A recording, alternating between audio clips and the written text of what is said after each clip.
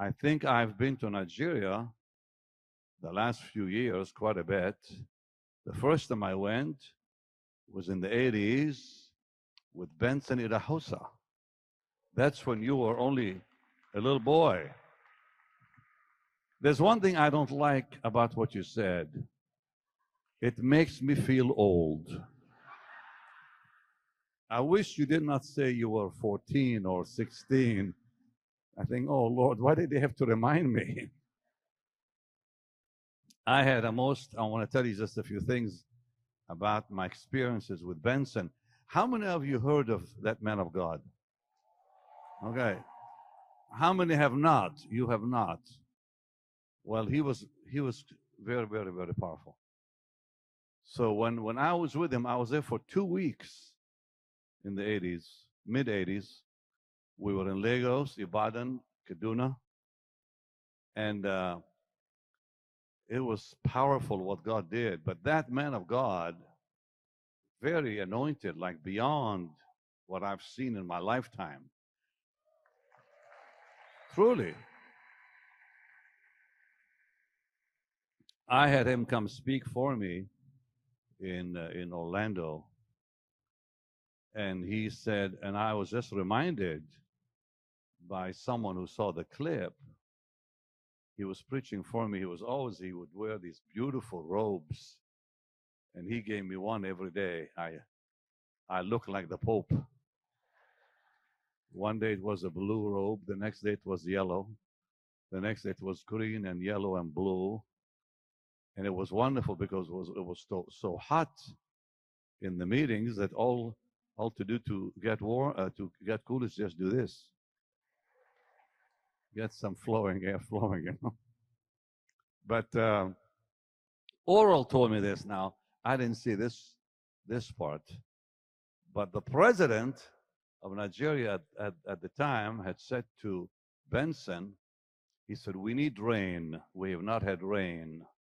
Now, Oral Roberts was with him that day in Nigeria.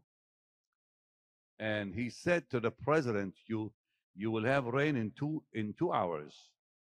It had not rained for months. He said, you will have rain in 2 hours. And Oral said it poured in 2 hours.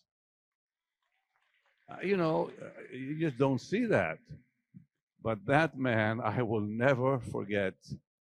He prayed for a young man with asthma. We were sitting at what is called you were with me, a phone center, and the old things where you put all the plugs in the old-fashioned stuff, so you had to wait a little while before you got a call. So this young man comes in, gets on his knees and says, Papa, I have asthma. And Benson said, open your mouth, and he did. And I never seen this in my life. He slapped that man. He says, you're healed. And he just slapped him like hard. Wham! And guess what? The asthma was gone. That was the first time I ever saw a man slap anybody and they got healed. Wow. But anyways, he was bold in the Lord. But the most amazing thing we saw with him, Jim, come here a second. You were there. They probably won't even believe this one. Jim Sonero has been with me how many years now? December will be 37 years. He's a saint, this man. So we are flying to Kaduna. We get to the airport, and how many of us were together with him? 10 of us, or maybe more. He gets to the airport. Now, nobody has a ticket. Not one of us has a ticket. He gets to the airport. He stops the plane from flying out to Kaduna. A plane was ready to take off, full of passengers. He goes to the pilot. He says, you're not going anywhere. And he kicks all the passengers off the plane. Huh? He said, you, go. And they went. And they all went. He kicked them all off the plane.